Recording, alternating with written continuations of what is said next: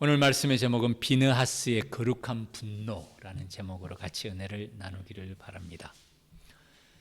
우리는 예배가 두 종류가 있습니다. 모이는 예배와 흩어지는 예배입니다. 오늘 우리 금요 성령 기도에 모이는 예배죠. 우리 함께 예배 드립니다. 주일날 모이는 예배고, 수예배 모이는 예배고, 새벽 예배 모이는 예배입니다. 모이는 예배도 힘써야 됩니다. 그리고 또 하나가 있습니다. 흩어지는 예배입니다. 이 흩어지는 예배는 삶의 예배, 생활의 예배입니다. 지난주 우리 수요일날 투표일이었습니다. 우리 금요 예배는 오늘 드립니다만 수예배는 쉬었습니다. 그날 투표하시고 또 국가의 지도자를 뽑는 일은 귀중한 일입니다. 흩어지는 예배, 삶의 예배, 생활의 예배입니다. 여당이나 야당이나 저는 국가를 위한다고 생각해요. 그런데 정말 위하는지 아닌지는 우리가 분별력이 있어야 됩니다.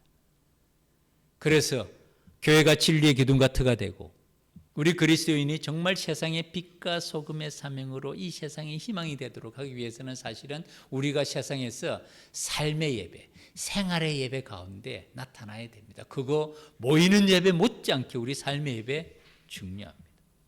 제가 볼 때 우리 금단구는 선교지입니다. 이번에 7월 1일부터 금단구가 행정구로 따로 독립되는 거 아시죠? 이번에 초대 금단구청을 뽑는 일이었습니다. 금단구청장이 해야 될 일을 우리가 봐도 압니다. 교통부터 해결해야 됩니다.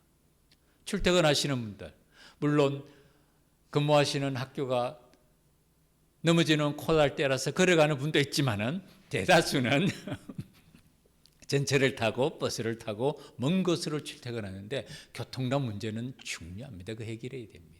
그리고 과밀학급.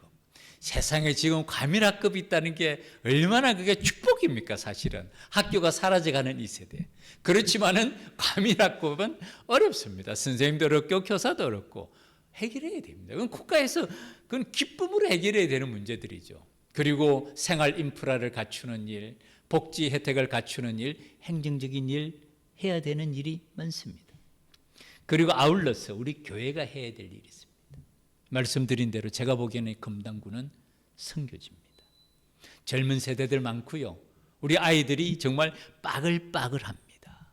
정말 그 아이들을 볼 때마다 우리 아파트에서도 앞에서 뛰어노는 아이들 소리가 항상 들립니다. 바로 우리 6동 앞에 놀이터가 있기 때문에 아이들이 아주 즐겁게 뛰어노는 소리가 들립니다. 저는 특별히 피트니스 가서 운동을 하면 애들이 뛰어노는 게 눈앞에 보입니다.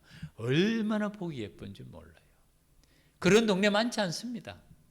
정말 우리 금단구는 다음 세대를 위한 선교지입니다.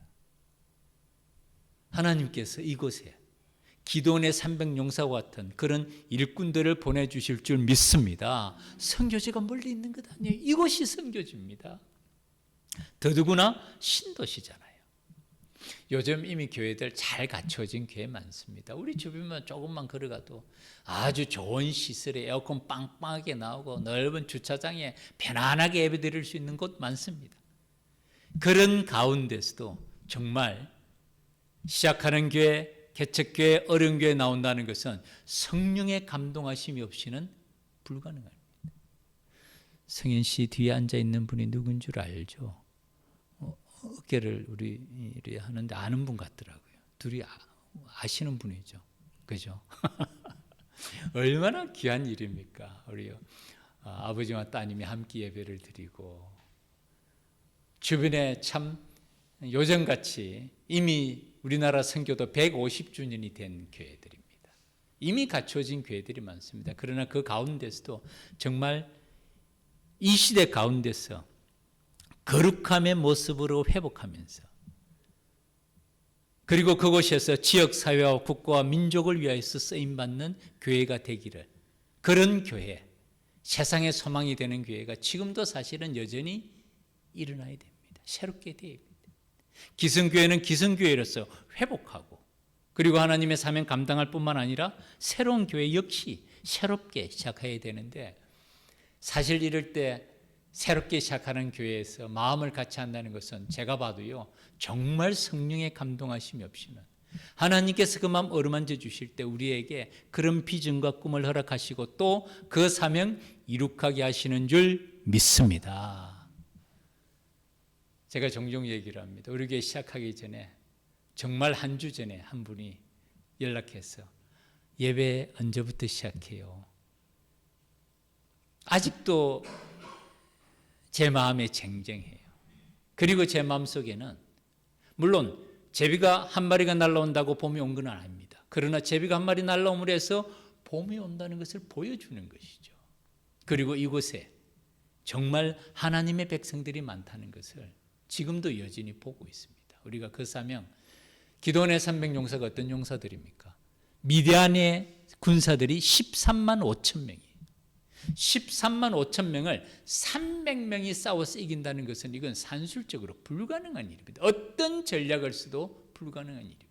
그러나 그 일은 하나님이 하실 때는 가능하다는 것을 보여주는 것이 미디안의 300용사 이야기인데, 오늘 이 시대 가운데서도 하나님의 손에 쓰임받는 그 소수를 통해서 새로운 역사, 하나님의 때가 되고 시간이 되면 반드시 나타나게 하실 줄 믿습니다. 오늘 말씀은 한 사람 비느하스에 관한 이야기입니다. 비느하스, 이 한 사람의 거룩한 분노. 사실은 이 분노는 순종입니다. 그리고 이 분노는 사실은 기도입니다. 그의 행동으로 말미암아 하나님의 진노를 돌이킨 사건, 전염병, 무서운 전염병이죠. 그 재앙을 그치도록 한 사건이 바로 비느하스가 가지고 있었던, 비느하스가 행한 그 사건을 말합니다. 사건 개요는 이렇습니다. 이스라엘이 바알브올에 가담한지라 여호와께서 이스라엘에게 진노하시니라. 3절 말씀, 오늘 본문의 그 앞절 말씀 딱 두 문장입니다. 이스라엘이 바알브올에게 가담한지라. 그리고 그 결과 하나님은 여호와께서 이스라엘에 진노하시니라.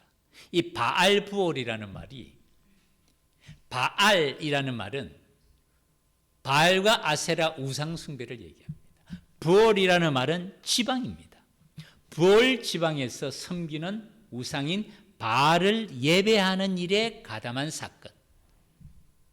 부올 지방에서 지금 이스라엘 진영은 시딤이라는 곳에 진을 치고 있어요. 그런데 이스라엘 백성들이 부올 지역에서 섬기는 우상인 바알을 예배하는 일에 가담한 사건, 이게 바알브올 사건입니다. 그리고 이스라엘 백성들이 그 우상 숭배에 가담하니까 하나님께서는 어떻게 하시겠어요? 여호와께서 이스라엘에게 진노하신다. 이거는 대단히 노하신다는 것이에요. 아주 엄청난 진노를 하시는 장면을 말합니다.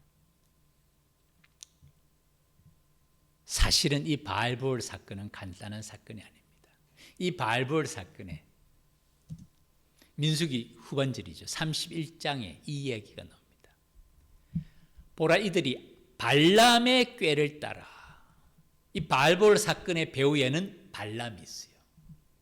발람이 꾀를 냅니다. 꾀라는 말은 좋은 말이 아닙니다. 지혜라는 말이 좋은 말이에요. 삼국지를 보더라도 제갈공명의 지혜라고 말하잖아요. 왜냐하면 제갈공명을 좋은 사람으로 보니까. 그런데 조조의 꾀라고 말하죠. 조조의 지혜 이렇게 말하지는 않습니다. 조조의 꾀라고 말합니다. 악한 역할을 하기 때문이거든요. 발람, 지난번에 제가 사진을 보여드렸죠. 선지자입니다. 예언자입니다. 점성가입니다. 사실은 그런데 가짜예요. 하나님이 가지 말라고 말림에도 불구하고 발람은 발락, 모압 왕의 부름에 응합니다. 왜냐하면 모압 왕이 그에게 주는 부귀영화가 탐났던 것이에요. 그 가운데서 어떤 사건이 자죠? 당나귀가 말을 해요. 제가 그 본문을 보면 참 정말 하나님께서 놀랍게 역사하시는구나. 당나귀가 말을 합니다. 발람이 깜짝 놀라죠. 사실은 그거 보면 당나귀가 먼저 눈을 뜬 거예요. 당나귀가 천사가 칼을 빼고 길을 막고 서 있는 것을 보고 그 길을 안 가려고 합니다. 그런데 그 광경을 못 보던 발람은 이 당나귀를 때리죠. 그러니까 당나귀가 입을 열어서 발람에게 말을 합니다. 왜 때리느냐고 말합니다. 발람이 뭐라 그럽니까? 내 손에 칼이 있었으면 널 죽였을 것이라. 그 당나귀가 뭐라 그러죠? 내가 지금까지 이런 적이 있었느냐? 발람도 알죠. 그런 적 없었다. 내가 왜 그랬겠느냐? 그 말할 때 발람이 눈이 열립니다. 그거 보면 참 이상해요. 당나귀가 먼저 하나님의 천사를 본 겁니다. 그리고 발람이 그걸 보고 당나귀가 한 행동을 이해하고 다시 한번 하나님께 복종합니다. 그렇지만은 발람은 자기의 사리 사욕을 끝까지 추구합니다. 그리고 발람이 발락에게 자신의 영과 능력으로는 이스라엘 백성들을 저주할 수가 없다. 하나님께서 막으셨다. 그래서 세 번 다 축복을 하죠. 그리고 난 다음에 발람이 발락에게 꾀를 냅니다. 이스라엘 백성들을 영적인 싸움에 이길 수는 없다. 하나님이 그들을 붙들어 주신다. 그러나 그들을 하나님과의 관계를 이간질시키는 일은 내가 가르쳐 줄게. 그게 우상 숭배와 음행입니다. 그게 발람의 꾀입니다. 바알보올의 사건 이후에는 이 발람의 꾀가 있는 거예요. 한마디로 모략이 있습니다. 이스라엘 자손을 부올의 사건에서 이게 바알보올의 사건입니다. 여호와 앞에 범죄하게 하여 여호와의 회중 가운데서 연병이 일어나게 하였느니라. 그 당시에 우상 숭배는 음행과 직결되었습니다. 성적인 죄, 도덕적인 죄, 부도덕한 모습으로 바로 직결이 됩니다. 하나님을 기쁘시게 하는 그런 삶의 모습이 전혀 없는 거예요. 하나님이 가장 싫어하는 일이 우상 숭배와 부도덕함, 그 가운데서도 음행입니다. 이 십계명 전체 요약이잖아요. 그런데 발람이 그 꾀를 내어서 이스라엘 자손을 여호와 앞에서 범죄하여 하나님과 이스라엘 자손을 이간질시키는 일을 한 것이죠. 그 결과 여호와께서 진노하셨다고. 그래서 그들 가운데 연병이 일어났다고 얘기합니다. 이것이 사탄의 계략입니다. 사실 지금 이스라엘 백성들은 육체적인 싸움을 할 뿐만 아니라 영적인 싸움을 하고 있는 중입니다. 발람이 바로 자기들이 군대로서의 전쟁에서 이길 가능성이 없으니까 영적인 전쟁, 하나님과의 관계를 파손한 다음에 그 다음에 이스라엘 백성들이 하나님과 멀어지게 하는 그런 업무를 꾸밉니다. 이것은 사탄의 계략이에요. 그래서 사실은 비느하스가 창으로 두 사람을 죽입니다.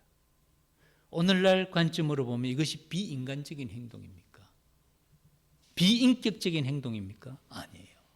그 뒤에 이 사건을 통해서 성경에서도 말씀하고 있죠. 그 연병으로 죽은 자가 24,000명이었더라. 만약에 비느하스가 이런 행동을 하지 않았다면 그 다음에 이스라엘 백성들, 특별히 이 죽은 사람은 20세 이상이 되는 남자들이에요. 얼마가 됐을지는 상상할 수가 없습니다. 이것이 바로 바알보올 사건이고, 이것이 바로 이 엄청난 전염병, 강한 전염병이죠. 이 사건을 중단한 사람이 바로 비느하스라는 한 사람. 비느하스의 거룩한 분노, 비느하스의 거룩한 순종, 비느하스의 거룩한 행동이 이스라엘 백성들을 사실은 하나님의 진노로부터 구한 것이 됩니다. 그 한 사람, 비느하스의 행동을 통해서 하나님의 은혜가 다시금 이스라엘 백성들에게 임하게 되는 것이죠. 그리고 이것은 우리에게 본보기가 됩니다. 타산지석이라고 말합니다. 이 사건을 누가 다시 언급을 하느냐면은 사도 바울이 언급을 합니다. 사도 바울이 고린도전서 10장 11절에서 그들에게 일어난 이런 일들을 본보기가 되고, 지금 우리 큐티가 고린도전서 공부하고 있지 않습니까? 참 정말 하나님의 말씀은 놀랍습니다. 제가 고린도전서를 말씀을 준비할 때마다, 그리고 다시 볼 때마다 이 사건이 오늘 우리에게 주는 생생한 교훈이 있습니다. 그들 가운데 어떤 사람들과 같이 너희는 우상 숭배하는 자가 되지 말라. 그들 가운데 어떤 사람들이 음행하다가 하루에 23,000명이 죽었나니 우리는 그들과 같이 음행하지 말라. 여기서 사도 바울이 23,000명이라고 말하고 민수기에서는 24,000명입니다. 사도 바울이 고린도전서에서 말하는 것은 하루에 23,000명, 그리고 민수기에서는 이 바알볼 사건을 통해서 이스라엘 백성들이 죽은 전체 숫자가 24,000명이라고 봅니다. 사실은 성경에서 이 차이를 사람들이 생각하기로 이 둘 사이에 어떤 오류가 있는 게 아닌가라고 쉽게 생각할 수 있지만은 한번 생각해 보십시오. 하나님의 말씀을 기록할 때, 이 전성을 할 때, 이 쓰는 사람들이 이 두 기록의 차이를 몰랐겠습니까? 그러면 보통 같으면 어떻게 할까요? 당장 바로 잡으려고 들 거예요. 그런데 성경은 절대로 그렇게 하지 않습니다. 원본 그대로 둡니다. 왜냐하면 그 당시에는 그 사건의 의미를 이 차이가 난 것 같이 보이는데 나중에 또 다른 사실이 더 드러남에 따라서 이 기록된 말씀이 정확한 말씀이라는 게 드러나게 돼요. 그거 보면 정말 하나님의 말씀은 인간의 지혜를 초월하는 놀라운 능력의 말씀임을 보여줍니다. 이 민수기서에서는 24,000명이 연병으로 인해서 죽은 결과를 말씀하고 있고, 지금 고린도전서에서는 사도 바울이 하루에 23,000명이 죽었나니 우리는 그들과 같이 음행하지 말자. 그들 가운데 어떤 사람들은 주를 시험하다가 뱀에게 멸망하였다. 그들 가운데 어떤 사람들은 원망하다가 멸망하는 자에게 멸망하였다. 그리고 하시는 말씀이 그들에게 일어난 일이 우리에게 본보기가 되고 또한 말세에 만난 우리를 깨우치기 위하여 기록되었느니라. 이런 말을 타산지석이라고 말하죠. 타산지석. 이 구약의 민수기 사건이 과거의 일이 아니라는 겁니다.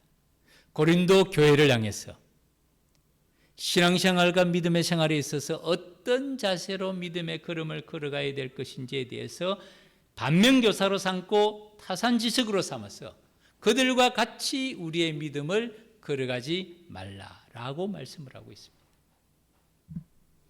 오늘 제가 사실 말씀을 전하고자 하는 핵심은 그 다음에 있습니다. 비나스, 한 사람의 거룩한 열심으로 하나님께서 진노하시는 이 엄청난 이 일을 막은 것처럼 사도 바울이 고린도 교회를 향하여서 그들과 같이, 그들 가운데 어떤 사람들과 같이 행동하지 말라, 타산지석으로 삼으라 라고 말씀하시는 것처럼 오늘 이 시대도 정말 하나님의 말씀에 생명을 걸고 하나님의 말씀에 운명을 걸고 하나님의 말씀에 두려워하면서 그 말씀에 순종하는 한 사람, 비나스와 같은 한 사람을 통해서 놀라운 역사를 나타내십니다. 이 사진은 실제 사진입니다. 마치 우리나라 엑스폴로 74 여의도 광장에 살 때 그때 아마 현장에 계셨던 분이 있을 수도 있으실 것 같아요. 우리 성인 아버님께서도 그 연배가 되시고 다 하시기 때문에 74년도에 여의도 광장에서 그때 빌리 그레함 목사님 오셔가지고 엄청난 집회를 할 때 지금 수원에 있는 김정환 목사님이 통역하고 할 때 그때 100만 정도가 모였다고 얘기를 하죠. 1904년 웨일즈 대각성 운동에 대한 현장 기록 사진입니다. 제가 지난번에 1906년 아주사 부흥운동에 대해서 말씀을 드렸죠. 그 다음에 평양 대부흥운동이 1907년에 일어납니다. 그런데 그보다 더 이전인 1904년 웨일즈, 영국이잖아요. 웨일즈의 대각성 운동이 일어납니다. 이 대각성 운동에서 건 영국 사람들 500만 명이 회심의 역사가 일어났다고, 전역으로, 영국 전역으로 전 세계로 퍼져간 이 웨일즈의 대각성 운동이 있었던 해가 1904년입니다. 아내가 좋은 글을 보여줍니다. 3분의 기적이라는 아주 짧은 글인데 굉장히 유익합니다. 저한테도 보내주고 이렇게 해서 저도 읽어보면 참 감동적인 내용들이 참 많습니다. 그 가운데 이 내용이 있더라고요. 근데 제가 좀 더 자세하게 찾아봤어요. 이 웨일즈의 대각성 운동이 일어나게 된 계기가 있습니다. 한 사람이 있었어요. 그의 이름은 이반 로버츠라는 사람입니다. 놀라운 부흥이 웨일즈 전역을 덮고 있었다. 나라 전체와 도시에서 지하의 탄광까지 복음의 영광으로 불타고 있었다. 이 1904년에 이 엄청난 웨일즈의 대부흥운동, 대각성운동은 몇 년 동안 13살부터 26살이 될 때까지 기도했던 한 청년의 기도가 있었다는 겁니다. 그는 대단한 학식이 있었던 사람도 아니에요. 대단한 집안의 자녀도 아니었습니다. 머리카락은 탄광에서 일하는 관계로 탄진으로 뒤범벅이 되어 있고 손톱 사이에는 새까만 때가 낀 웨일즈 출신의 한 젊은 광부 이반 로버츠로부터 시작되었다고 얘기합니다.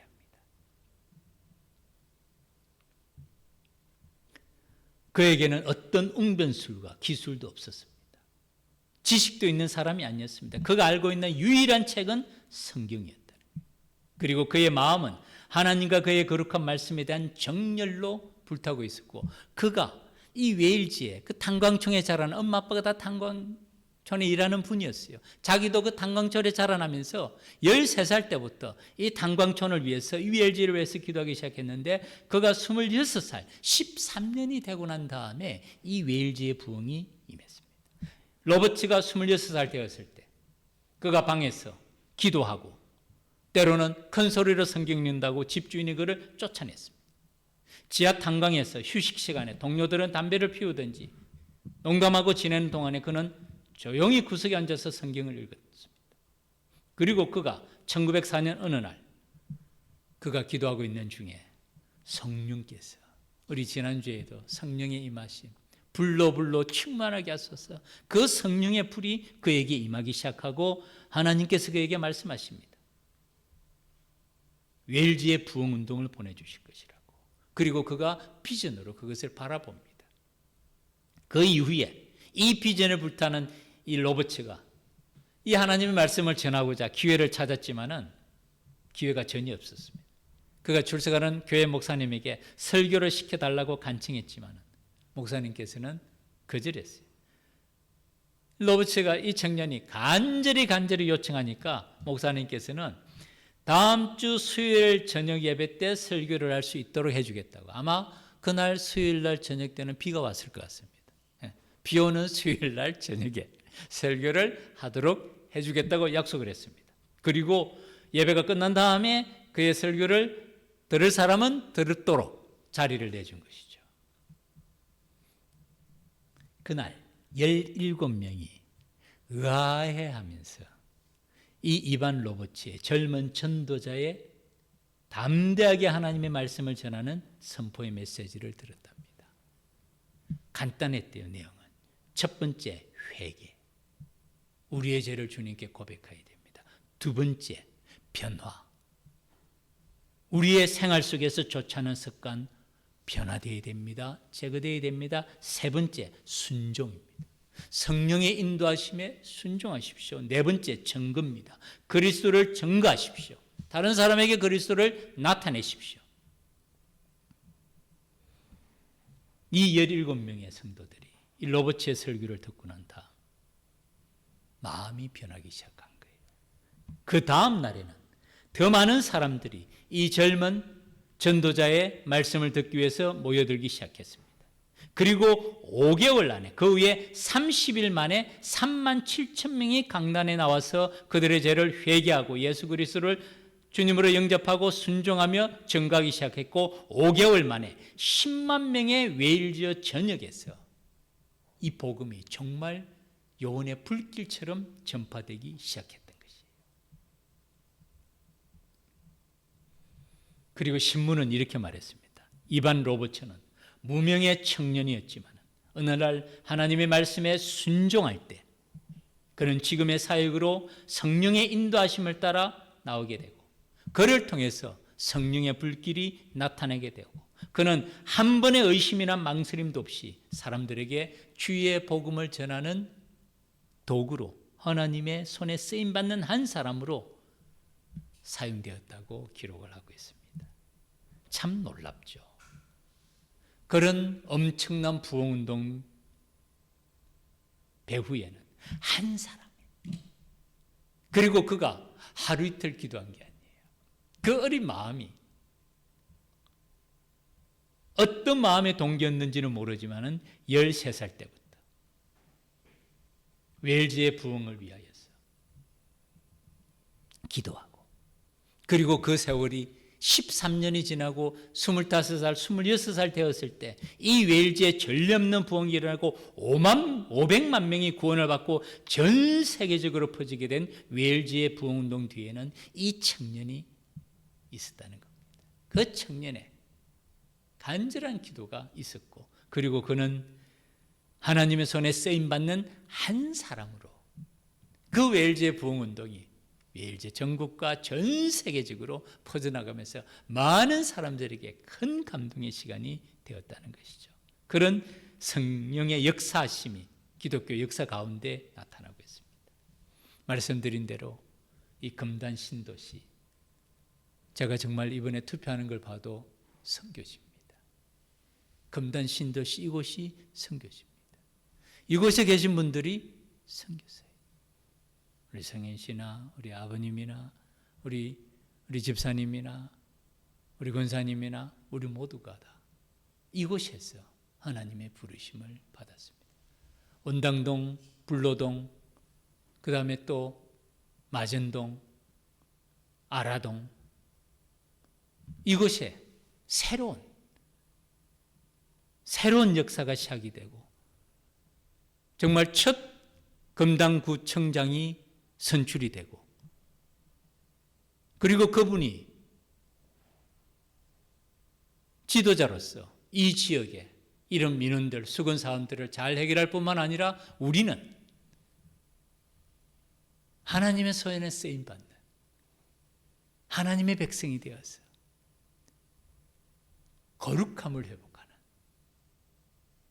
말씀에 순종함으로 하나님 말씀에 두려워 떠는 자, 하나님 말씀에 생명을 거는 자, 하나님 말씀에 운명을 거는 자, 그 한 사람이 되어서 말씀에 견고히 서는 것, 그리고 다른 것 없습니다. 거룩한 백성으로, 거룩한 백성으로. 내가 거룩하니 너희도 거룩하라. 말씀이 우리를 정결케 하고 깨끗하게 하고 성결하게 하고 거룩하게 합니다. 하나님의 말씀이 우리를 거룩하게 해요. 제가 말씀드렸잖아요. 결혼의 목적은 행복이 아니라 거룩입니다. 우리 믿음의 백성들은 그렇게 고백할 때 진정한 행복이 찾아오게 됩니다. 하나님의 말씀의 제도와 규격은 우리의 상상을 초월합니다. 그래서 그 말씀에 순종하는 자, 목숨을 걸고 순종하는 자, 그 한 사람을 통해서 비나스, 거룩한 순종, 거룩한 분노, 거룩한 기도한 사람을 통해서 바알볼의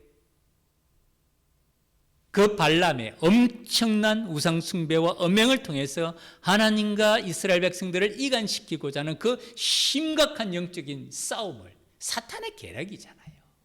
하나님의 백성들을 오염시키고 타락시키고 하나님으로부터 멀리하는 것, 오늘날도 마찬가지 아닙니까? 고린도 교회도 마찬가지 아니었습니까? 사도 바울이 그걸 얘기하고 있는 것 아닙니까? 그들 중에 어떤 사람들처럼 음행하다가 하루 23,000명이 죽었다는 거예요. 23,000명은 엄청난 숫자입니다. 지금 전쟁 중에 있죠. 우크라이나와 러시아가 전쟁 중에 있고 이스라엘과 이란과 미국과 전쟁 중에 있지만 하루에 23,000명 죽습니까? 어림도 없습니다.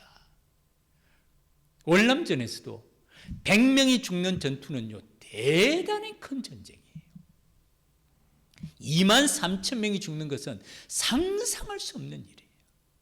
이유가 뭡니까? 하나님의 진노하심이 있기 때문에. 그 진노를 멈췄던 한 사람, 비느하스의 순종이 있었다. 거룩한 순종, 거룩한 기도, 거룩한 분노. 비인간적으로 사람을 죽인 게 아니에요. 이게 영적인 싸움입니다. 심각한 영적인 싸움이죠. 이 시대도 마찬가지입니다. 우리가 금단을 바라보면서 이 지역에 살고 있습니다. 이 근처에 다 살고 있고 이 지역의 역사를 다 알고 있지 않습니까? 정말 하나님께서 우리를 이곳으로 부르심이 우연이 아니라 하나님의 섭리하신가 계획하신가 원대한 비전 가운데 다음 세대를 세우고 이 지역에 오늘도 전도하면서 경험해 보지 않았습니까? 가나안 교인들이 생각보다 많습니다. 가나안 교인 아시죠? 전에는 교회를 다녔는데 지금은 안 나가는 사람, 그래서 가나안을 거꾸로 하면 안 나가 교회입니다. 우리 집 앞에도 그런 사람이 있어요. 저보면 깍듯하게 인사합니다, 목사님. 그리고 청년 때 열심히 다녔는데 지금 아이 둘 키우면서 부부가 교회 안 나가요. 부모님은 교회 다녀요. 거의 교회 안 나가고 있어요. 부활절도 안 나간 걸 알고 아내가 깜짝 놀래가지고 부활절 계란 준비해가지고 다시 방문해서 오늘이 부활절입니다 하니까 깜짝 놀라면서 오늘이 부활절입니까? 이렇게 얘기하는 가정들이 생각보다 많습니다. 정말 이곳에 하나님께서 성교지로 세우시고 그리고 이 일을 감당할 기도원의 300용사와 같은 일꾼, 미디안의 13만 5천 명의 숫자로 보면 엄청나지만은 하나님의 손에 쓰임받는 그 300명을 통해서 하나님께서는 통쾌한 기적을 이루시죠. 이반 로버츠라는 이 이름 없는 탄광에서 일하는 이 한 청년을 통해서 웨일즈가 뒤집어지는 거예요. 전 세계의 부흥의 역사가 나타납니다. 오늘 우리 시대에도 그 하나님의 손에 쓰임받는 한 사람, 다른 방법 없습니다. 하나님의 말씀에 두려워 떨며 하나님의 말씀에 생명을 걸며 하나님의 말씀에 운명을 걸며 이 시대 가운데 거룩함으로 구별된 사람들. 우리가 뭐 IQ가 뭐 능력이 뭐 엔비디아처럼 뭐 젠슨 황처럼 엄청난 재능과 능력이 있어서가 아니라 거룩함으로, 하나님의 말씀에 순종함으로, 거룩함으로 이 시대를 변화시키는 그 한 사람이 되어서 하나님의 손에 쓰임받으며 우리 시대적인 사명, 지역사회와 국가 민족의 기쁨이 되며 하나님의 기쁨이 되며 온 성도들이 기쁨으로 예배드리는 그런 거룩함이 회복되는 그런 우리 교회, 그리고 그 일에 쓰임받는 우리 모든 믿음의 가족들이 되기를 주의 이름으로 축복합니다. 우리 몇 가지 기도 제목으로 기도드리겠습니다. 첫 번째 기도 제목입니다. 한 사람 비느하스를 기억합시다.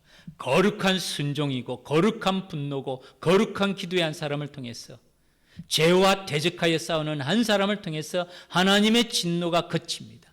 그런 한 사람처럼 우리 이 시대도 웨일즈의 부흥운동을 시작한 이반 로버츠처럼 이 금단 신도시가 선교지라고 깨닫는 우리를 통해서 마전동, 불로동, 아라동, 원당동 이 지역에 모든 영혼들을 위해서 하나님의 손에 쓰임받는 그 한 사람으로 우리가 사용되도록 기도해 주시고요. 두 번째 기도 제목입니다.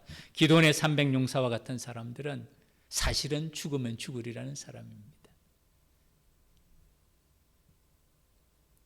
하나님의 능력을 전적으로 신뢰하는 사람들입니다. 비록